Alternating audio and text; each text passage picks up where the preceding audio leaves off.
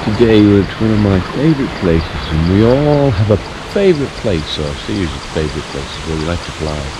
I love to fly here. It's very mysterious.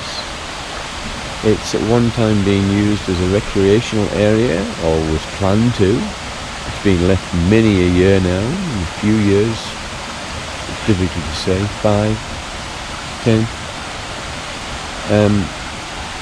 And we're going to fly this. To most people, authorities, the public, it's a toy. To a drone flyer, it's a specialised tool. It's got a fantastic camera for its size and form and price, and it can go places other drones can't.